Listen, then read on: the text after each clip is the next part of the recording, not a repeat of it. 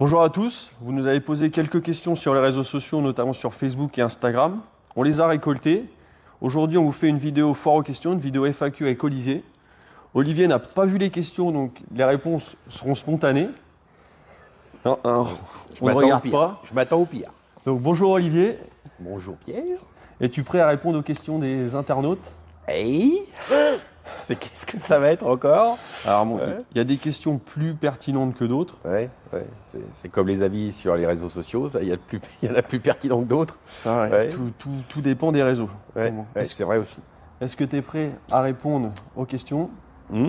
Bon, allons-y. Alors première question, où trouvez-vous les autos? Alors majoritairement aux États-Unis, partout sur le territoire, parce que le marché de l'automobile de collection aux États-Unis est rempli majoritairement de cochonneries, bidouillées, maquillées, transformées, etc. Et donc c'est bien plus compliqué qu'on peut croire de trouver des belles qui soient conformes à leur état d'origine et bien faites. Voilà. Donc 80%, 85% du marché, c'est des cochonneries. Et après, il faut sélectionner dans les petits 10% qui restent de très belles voitures.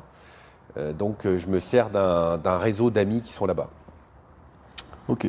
Donc, deuxième question, faites-vous des recherches personnalisées? Alors oui, ça s'appelle un mandat de recherche. On le faisait au départ que pour nos clients. Donc c'était vraiment en interne, c'était quand les clients nous connaissaient et que le climat de confiance était installé. Là, on a fait une vidéo récemment pour l'ouvrir à l'extérieur justement. Mais ça sera toujours sur des autos sélectionnées, des clients sélectionnés. Mais oui, on le fait. C'est ça. Donc la vidéo précédente traite de ce sujet, donc je vous mettrai une fiche de ce côté-là normalement. Tous vos véhicules sont-ils matching number? Alors, on essaye d'être le plus proche du côté matching, parce que c'est... déjà, moi, c'est ce que j'aime. Et puis après, c'est ce que la clientèle veut. Donc, on se crée une clientèle depuis 3 ans qu'on a ouvert cette entité-là, qui recherche le côté matching. Quand c'est pas matching, c'est au moins période correcte. Je parle principalement des moteurs. Mais on essaie d'être le plus proche de l'origine parce que c'est aujourd'hui, dans le monde de la collection, quels que soient les modèles, les années ou même les pays, c'est ce qui est recherché. C'est le côté original. Les transformations n'ont plus la cote, c'est fini, on n'est plus dans les années 90. Les gens veulent de l'origine, de l'origine, de l'origine. Donc aujourd'hui, on ne fait que ça. Donc majoritairement matching et un peu de période correcte aussi. Voilà, période correcte, c'est-à-dire que pour un moteur, c'est pas le moteur qui est sorti d'usine dans la voiture, mais c'est le moteur qui est identique à celui sorti dans la voiture. Voilà, donc qui est de la même année, qui a les mêmes caractéristiques techniques, la même puissance, et qui est sorti d'un modèle identique à celle qu'on a. Voilà, c'est ça le période correcte en fait. Quand avez-vous créé le garage? Alors, on l'a ouvert en juin 2020.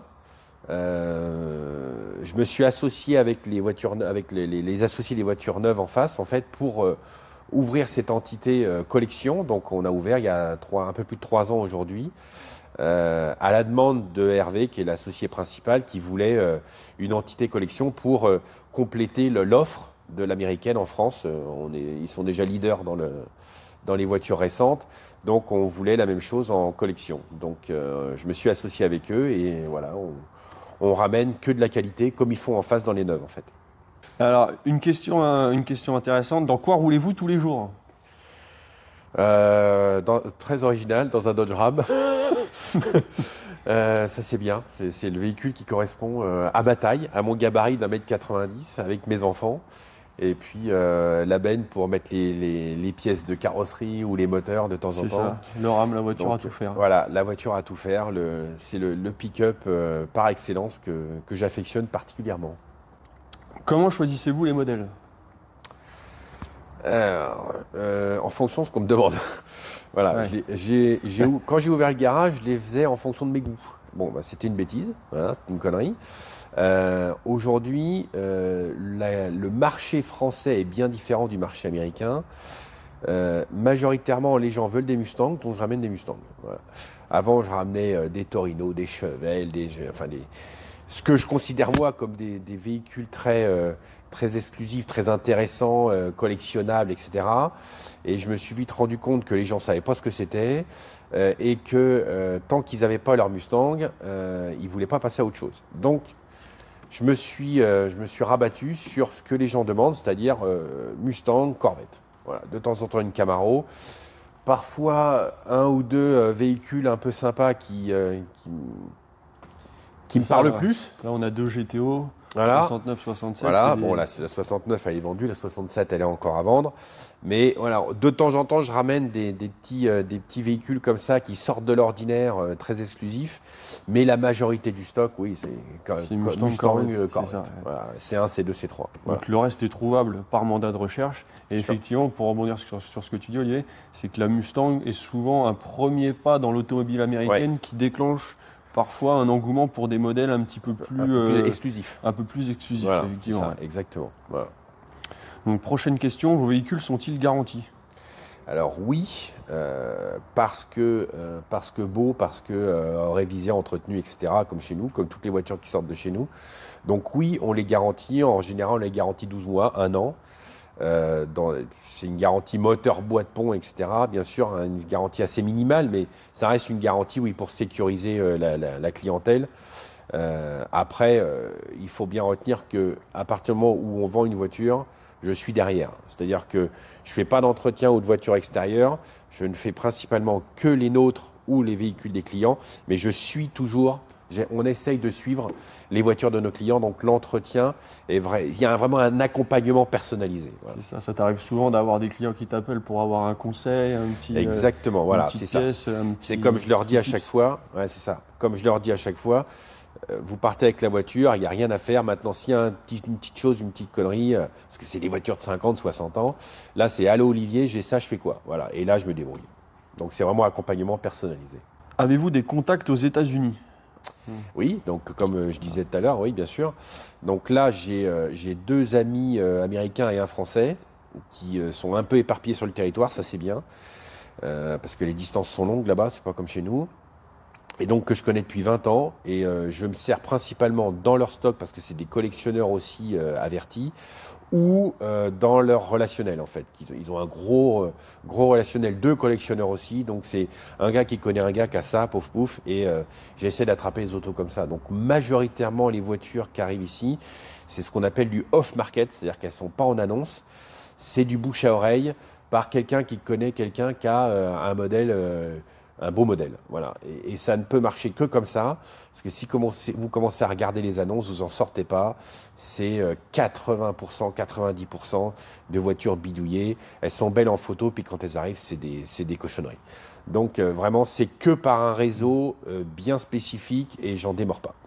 Ouais, c'est surtout ça qui nous permet de nous différencier de toute la concurrence, enfin, qui n'est pas vraiment une concurrence, des mandataires qui reprennent des annonces américaines pour remettre sur des sites français.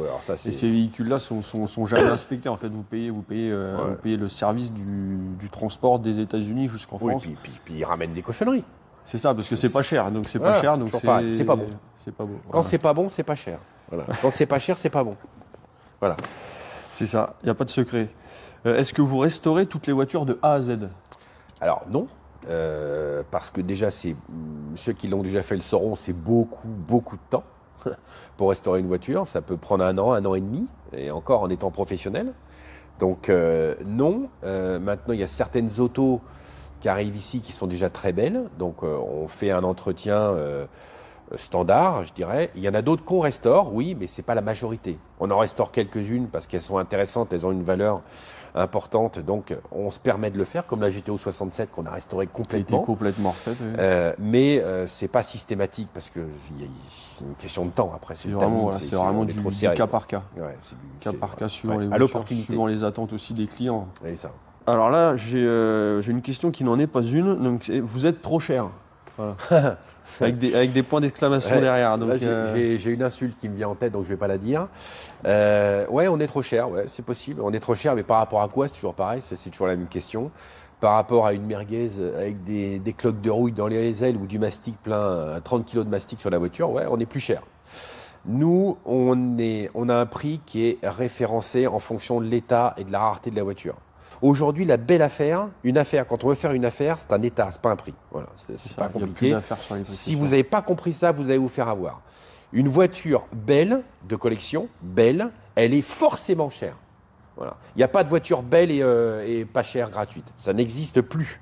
Voilà, surtout sur des modèles emblématiques, Mustang, Corvette, Camaro, Chevelle, enfin les trucs que tout le monde veut. Des modèles recherchés, maintenant Exactement, avec Internet, connus. il y a une Voilà. visibilité mondiale. Exactement. Il n'y a plus d'affaires, des sorties de grange, ça existe. Si, on en trouve encore, mais des sorties de grange, et les bagnoles sont pourries, les sorties de grange, il faut tout refaire.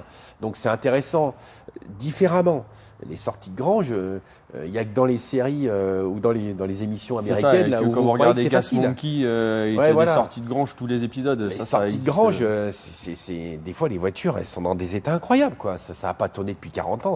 Tout est à refaire. Il faut arrêter de croire aussi que vous allez mettre une batterie, un coup de clé, une huile neuve et puis ça va partir. C'est pas vrai. C'est ça, c'est de la reconstruction. Donc, pour répondre aux gens qui nous disent qu'on est trop cher, je vous invite à venir au showroom. Je ne sais pas si ça enchantera Olivier, mais de venir au showroom, voir l'état des véhicules, c'est vraiment l'état qui fait la différence, différence de prix. Moi, je suis peut-être un peu russe, mais si vous trouvez que c'est trop cher, c'est que vous n'avez pas compris. Voilà, il y a quelque chose que vous n'avez pas compris. Donc, l'humain, de toute façon, il faut qu'il fasse des erreurs pour pouvoir comprendre. Donc, achetez une voiture, allez-y, vous allez vous rendre compte de l'hérésie, vous allez voir l'erreur, puis après vous reviendrez, vous direz, finalement... On le remarque souvent, des gens qui achètent des voitures qui sont moins belles que leurs attentes et qui après viennent nous voir en recherchant réellement un état. Voilà, exactement, parce qu'ils ont payé pour voir. Ouais. Donc c'est l'humain, c'est comme ça, il faut qu'ils payent pour voir. Donc, et bizarrement, quand ils reviennent, il n'y a pas d'histoire de prix. Voilà, je veux un bel état, je veux tel modèle en très bel état. Voilà, c'est tant, ok, bon je prends. Voilà, il n'y a plus de prix. Parce que quand on veut d'un bel état, il faut le payer. Voilà. Bon, prochaine question. Faites-vous des reprises? Oui. Alors oui, on peut. Alors c'est souvent sur les voitures neuves, enfin récentes.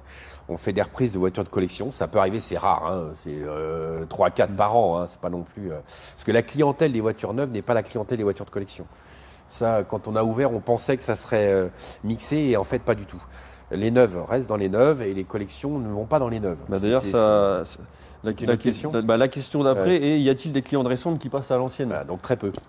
Très peu, mais de plus en plus quand même. Surtout avec la conjoncture actuelle, on remarque que l'investissement se porte de plus en plus sur la collection. Jusqu'à présent, c'était assez séparé. Après, c'est vrai que les gars ont tendance à revenir sur la collection parce qu'ils comprennent le côté investissement, surtout sur des belles, encore une fois, comme ça. Et puis avec la loi de finances qui est sortie là, où ils ont condamné toutes les sportives, quelles que soient les marques... les gars comprennent que s'ils veulent une voiture plaisir, la collection aujourd'hui, c'est une valeur sûre. Combien a été vendue la voiture la moins chère ici? Le prix d'appel, c'est entre 40 et 50. Voilà, entre 40 et 50 selon le modèle. Là, on a un pick-up tout beau première main à 40 000 €. C'est vraiment les premiers prix. Ouais. Vendez-vous des plaques émaillées? Alors, des plaques émaillées publicitaires? Publicitaires. Non, on ne fait pas de ça. On ne fait pas beaucoup de goodies. On fait des porte-clés, des casquettes comme ça. J'essaye d'en faire un petit peu parce que je sais que ça plaît. C'est ça, c'est souvent complémentaire. les clients aiment bien repartir avec leur porte-clés, leur casquette siglée Ford, GM. Les goodies, ça reste quand même une activité à part. Il y en a qui font ça, qui sont spécialisés là-dedans. Nous, la majorité des finances, c'est dans les voitures. Dans les voitures et dans les charges, parce qu'on a des charges aussi importantes. Donc, faire des goodies, c'est vraiment, encore une fois, au cas par cas. Quoi. Mais on a rencontré des partenaires, un dessinateur. On a rencontré donc un dessinateur qui s'appelle Trapp, Cars by Trapp. Je vous mettrai le lien c'est très joli. Dans la vidéo. Donc, qui fait des mugs, qui fait des illustrations de véhicules de collection et qui nous a présenté récemment des illustrations sur skateboard. Sur des planches de skate. Sur des planches de skateboard. Sur des mugs, choses comme ça. Pour habiller un garage, pour habiller, je sais pas, une collection privée. C'est vrai que les voitures, les dessins sont terribles. C'est très très beau. Et aussi Pascal qui nous a fait un couteau Corvette C3, donc un couteau qui reprend la forme d'une Corvette C3. C'est très particulier. C'est vrai que ça, voilà. Là, on a fait ce partenariat avec lui. Et en fait, c'est un forgeron, et il dessine carrément un couteau pliant en fonction de la carrosserie de la voiture. Il reprend la silhouette donc, de la Corvette. Pour les 70 ans. C'est pour les 70 ans de la Corvette au départ. Pour les 70 ans de la Corvette, donc ça a été créé au Mans Classique. Exactement, on l'a connu au Mans Classique, c'est un type formidable, c'est une crème, c'est comme j'aime, quoi. Un gars qui sait, un sachant et puis humain. Voilà, avec le côté humain que moi j'adore. Donc on a dessiné ce partenariat. Donc on a fait la C3, on a plusieurs modèles et on est en train d'élaborer la C1. Disponible Voilà, en plusieurs couleurs. En plusieurs couleurs, pour exactement. sortir avec votre voiture ou juste pour le plaisir Exactement. d'avoir un bel objet. Voilà, tout à fait. Question suivante. C'est pour quand la Dodge Daytona 69? Jamais. Enfin si, à la commande uniquement. Question suivante. Le showroom va-t-il voir sa superficie augmenter? Pas pour l'instant, c'est pas prévu. Déjà là, il y a on a entre 12 et 15 voitures, il y a plus d'1 million de stocks en euros. Hein. Donc bah oui, parce qu'encore une fois, on les vend soi-disant cher, mais enfin on les paye cher aussi. Hein. Faut pas se leurrer, hein. On prend pas 30 000 balles de marge par voiture. Donc là pour l'instant la superficie elle est bien. C'est vrai qu'on a l'idée au milieu du bâtiment, là juste derrière ce mur, si la société partait de peut-être s'étendre, mais pour l'instant c'est pas prévu. Quoi. C'est pas. On va voir dans le futur. Ouais. Quelle est la voiture la plus rare que vous ayez vendue? Alors là, c'est un petit peu complexe. La plus rare, mais le problème c'est j'essaye de ramener que des voitures rares. Voilà, donc c'est ça, c'est rare par l'état, rare par le nombre d'exemplaires produits ou d'exemplaires restants, rare par les couleurs, rare par les moteurs. J'essaye que justement de ramener des voitures rares. Vous verrez pas chez moi, chez nous, une Mustang Hardtop code C avec 4 freins à tambour. Quoi. C'est ça, c'est vrai que là on a partout. La Roadrunner c'était 448 exemplaires. Voilà. La C3 qui est derrière moi, c'est 390 exemplaires dans cette configuration moteur-là. Là, vous ne la voyez pas, mais il y a une GTO cab blanche. Ouais. 69, il n'y en a eu que 3 importées officiellement en France, c'est une des 3. La C1 qui est là, on ne la voit pas non plus, mais elle est noire. C'est une Tuxedo Black, il n'y en a quasiment pas. On a eu très peu. Les Fastback 67-68, c'est une tannée pour les trouver, même aux US. Hein, je parle aux US, encore une fois. C'est une tannée parce on n'en voit pas en annonce, ou quand on en voit, elles sont au-delà de 100 000. C'est ça. Il y a plein d'autos qui sont rares par la production et la Fastback, pour le coup, c'est une auto qui est rare. 67-68, c'est les plus rares. 67-68, à trouver tout court. À trouver belle, à trouver matching. Là, vous réduisez à chaque fois les chances. Quoi. Donc, pareil, la GTO là-bas, première main, tout historique, restauré complètement. Il y a des autos qui sont rares de par leur série, il y a aussi des autos qui sont rares de par leur histoire et de par leur suivi. Exactement. Donc c'est vrai que quand on arrive à trouver des autos première main, avec un suivi, avec des factures d'achat, avec la Protectoplate, la Protectoplate GM, exactement. Voilà, j'essaye de ramener que ça, que des autos vraiment de collection, pas des voitures anciennes,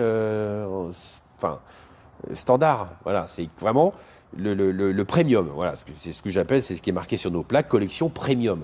Que des véhicules choisis, historiquement intéressants, par leur spécificité. Voilà. Bon. Question suivante, sinon ça va durer un petit peu longtemps. Celle-ci va te plaire, Olivier. Oula. Est-il possible d'essayer un véhicule? Non. Parce Bon, question suivante. Vos avis sur... Non, je fais pas d'essai curiosité. Voilà, c'est parce qu'il faut les sortir du hall, c'est une tannée. Et puis aujourd'hui, on n'a pas le temps. Donc, je fais des essais pour concrétiser les ventes. Voilà. C'est-à-dire que quelqu'un qui m'achète une voiture, il est normal qu'il l'essaye la voiture. Maintenant, un essai curiosité, je ne ferai pas. Voilà. Donc, si vous êtes dans le cas où vous vous dites on va venir en faisant les acheteurs pour essayer une voiture, je vais sniffer. Ce qui est déjà arrivé. Exactement. Je vais le sniffer, ça va pas me plaire. Laissez tomber, c'est pas la peine. Ça fait 30 ans que je suis dans le commerce, c'est bon. Je vous garantis que j'arrive à les sniffer quand ça me fait ça. Quoi. Donc, envisagez-vous des projets resto-mode, de rapatrier des resto-mode ou d'en faire? La réponse va être la même. La réponse va être la même, c'est que non. Non, on se bornera que à l'origine. D'abord parce que c'est ce qu'on nous demande, ensuite c'est ce que j'aime. Et puis en plus c'est illégal. Voilà. Les resto-mode, c'est illégal. Voilà, on peut la tourner dans tous les sens pour ceux qui aiment. Vous pouvez la tourner dans tous les sens. La finalité, c'est que c'est illégal. Donc non. Que faites-vous des voitures invendues? On les vend. Il n'y en a pas. On les vend. Il n'y a pas de voitures invendues. Est-ce que vous prenez des apprentis? Non. Est-ce que tu prends des apprentis, Olivier? J'ai pas le temps. Voilà, on n'a pas le temps. On est quand même bien chargé dans le planning. Je dois m'occuper des gars de l'atelier, plus chercher les voitures, c'est 80% du temps. Après, organiser tous les transports terrestres, maritimes, etc., c'est du temps aussi.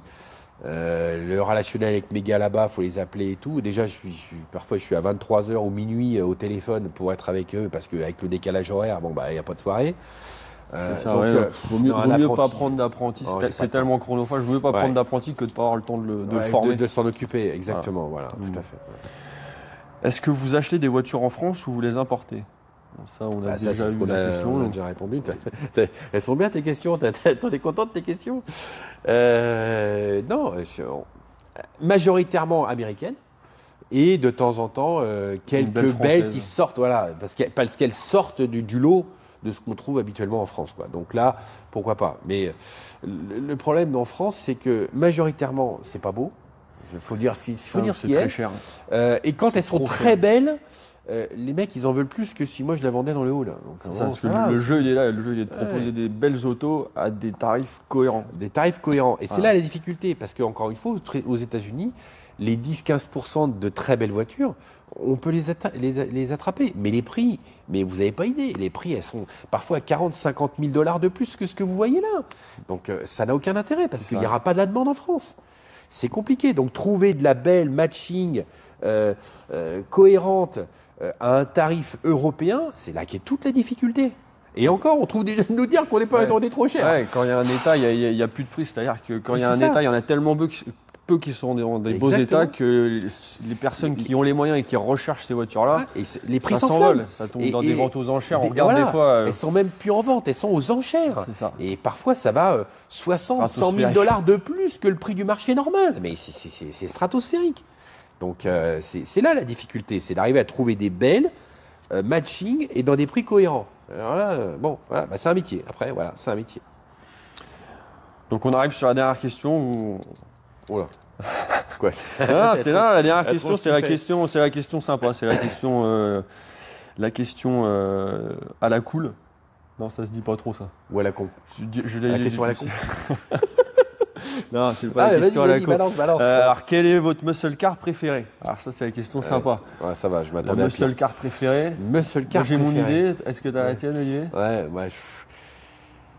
J'en ai pas. Enfin, si, j'en ai des préférés, mais j'en ai pas qu'une. Voilà. Ouais, c'est ça qui est compliqué. Tout ce qui est. Moi, c'est les mid-size en fait. Les mid-size, c'est-à-dire Kuda, Challenger, Torino, tu vois ce que je veux dire? C'est avec les gros moteurs, effectivement. Enfin, les gros moteurs, 5 litres 8, 6 litres 6, choses comme ça, 6 litres 3. Voilà, moi, c'est. Et puis en boîte méca. Oui. C'est sûr. Avec les couleurs flashy comme à l'époque. Enfin, moi, j'ai plus la culture. À la Kuda qu'on a eu, la orange. C'est une voiture. Kuda 70, 383, boîte méca, pistol grip. Voilà, ça c'est complètement représentatif de moi ce que j'adore. Voilà. Après, j'ai une petite prédisposition aussi pour les muscle cars from down under, comme ils disent, donc australiens. Mais ça c'est personnel. Mais en américaine, de toute façon, les muscle cars, c'est l'âge d'or. Donc, c'est l'âge d'or de l'américaine. C'est ça, généralement, quand on aime la muscle car, on les aime un peu toutes. Ouais, c'est ça, tout ce qui ressort. Une GTO comme ça, avec les phares cachés, c'est magnifique. C'est ça, une Corvette C3 comme ça, avec un 7 litres et tri-power, c'est exceptionnel. Une Cobra Jet en Mustang, tiens, on parlait de Mustang. On en a une, c'est vrai que c'est... Une Cobra Jet à conduire, c'est un régal. J'avais un peu préparé la question, j'avais pensé... Une auto que j'aime bien, c'est la Firebird 70, enfin la Transam 70 avec le 400 en boîte méca. Ouais, ou la Formula 400 aussi. Ouais. Ça, c'est des super autos, mais qui sont méconnues en France. Malheureusement, on n'en ramène pas. Non, mais ça c'est magnifique. C'est hors de prix là-bas aussi. Et c'est beaucoup plus recherché là-haut qu'ici. Toi, celle que t'aimes, c'est pas la 70, c'est 74, 75. La 70, j'aime beaucoup, et 74, 75 aussi. On reprend un peu la ligne, c'est magnifique. En France, ça vaut 20 000 balles. Et puis aux États-Unis, ça vaut 45 000 $. Donc ça vaut pas le coup de les ramener parce que personne ne va comprendre.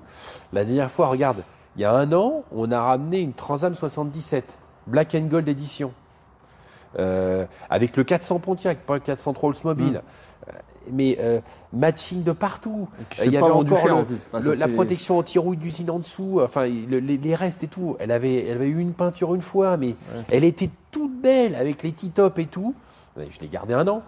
Elle a été à 49 000 Ouais, ça, euros 50 ici. 000 euros. 50 000 Voilà. euros. Et la peinture, la voiture, on a l'impression qu'elle avait 5 ans. Elle en avait 45, Ah, il y a un 50. vrai décalage entre les États-Unis et la Voilà. France. Et C'est- je pense c'est aussi pas à une voiture qu'on a bien aimée tous les deux, et même les mécanos l'ont adoré. Enfin, c'est pas une seul car, mais on a eu une C2 427 Hyperf. C'est les 435 chevaux. Ouais. Non, 425. 425 sur la C2 boîte chevaux. méca, Ouais. ça c'était Exceptionnel. une arme. C'était une arme. Exceptionnel. Un engin de fou. Ouais. Une beauté. Alors ça, c'est pas. Tiens, c'est l'exemple typique de la voiture. On l'a vendue l'année dernière 100 000 euros. 100 000 exact. Elle était Elle était exceptionnelle. matching, elle était toute Et aujourd'hui, ça vaut 110, 120 000 dollars là-bas. Voilà, sans les douanes, sans le transport, sans rien. Donc c'est pareil, je ramène plus. Voilà, les big blocks C2, je ramène plus. Parce que ça devient intouchable et les gens en France vont pas La comprendre. C2 en général, Donc, c'est vrai qu'il y non, a non. plus de. Ça prend des codes de dingue aux États-Unis. Exactement. En France, ça a tendance Ça stagne. à prendre gentiment, mais Trop lentement par rapport au marché américain. Ouais. Donc encore une fois, il faut arriver à surfer entre les deux marchés. Vous voyez derrière Olivier, on a la C2 bleue, peut-être, je ne sais pas si vous voyez la C2 rouge. Ce sera peut-être les dernières C2 qu'on ramènera pour le stock. Ouais, parce que et pourtant, elles sont super belles. Il n'y en a pas comme ça. Enfin, elles sont toutes fendues de partout. Les coques sont toujours C'est ça, pourries c'est ou choses toujours un comme gros ça. travail, on les n'imagine châssis pas, défoncés. Et là, elles sont toutes belles. Mais évidemment, elles sont chères. Oui, la 67, là, avec les 4 freins à disque et tout, le bon bloc et tout, bon, bah, elle est à 87. 87 000. Ouais, et encore, je l'ai baissé. Donc, non, les C2, elles prennent une cote. Et alors qu'en biblock, c'est pire. Les C3, c'est pareil. Les C3, là, aujourd'hui, elles sont à peu près abordables. Mais dans 10 ans, elles vont être toutes à 150 000 dollars. Et ça, les gens ne comprennent pas. Et après, nous feront des réflexions sur les réseaux. Ah ouais, si j'avais su. Ben, si tu avais su, c'est pas pour autant c'est pas faute de le dire. C'est pas faute de le dire que les bagnoles prennent des cotes de fou. Tout le monde nous Donc, dit si j'avais su il y a 10 ans, je l'aurais acheté. Ouais. Et il faut savoir que dans 10 ans, on dirait si j'avais su en 2023, je l'aurais acheté. Voilà. Bon, Et puis en après, 2033, vous redirez encore la même chose. C'est sûr. Moi, quand j'avais 18 ans, j'en ai acheté des Mustangs aussi qui valaient rien. J'ai eu une 390 GT 68 fastback. Aujourd'hui, on sait combien ça vaut. Ça vaut 100, 110 000 euros arrivé ici. Putain, je l'ai payé 15 000 francs. Et oui, ben bien sûr, oui. Sauf que, contrairement à certains, moi je les ai eu les voitures. Donc d'autres rêvaient déjà, trouvaient déjà que c'était trop cher à l'époque. Ben voilà, tiens, t'as gagné, t'as rien eu. Puis ça consomme. Voilà. Sur ce mot de la fin, on va vous quitter. On espère que ça n'aura pas été trop long. Et n'hésitez pas à nous poser d'autres questions en commentaire. On refera peut-être un épisode 2 s'il y a d'autres questions encore. Il n'y a pas de souci. S'il y a des questions pertinentes. Voilà. S'il y a des questions pertinentes et pas pertinentes, ça peut être sympa aussi de répondre aux questions qui ne le sont pas. Ouais, Donc, tu veux dire? C'est ça que tu voulais dire? Donc voilà, n'hésitez pas à nous répondre en commentaire, à nous dire si c'est trop long ou si le format vous convient. On refera peut-être sur d'autres sujets. N'hésitez pas à nous proposer. Voilà. À bientôt. On vous remercie. Au revoir.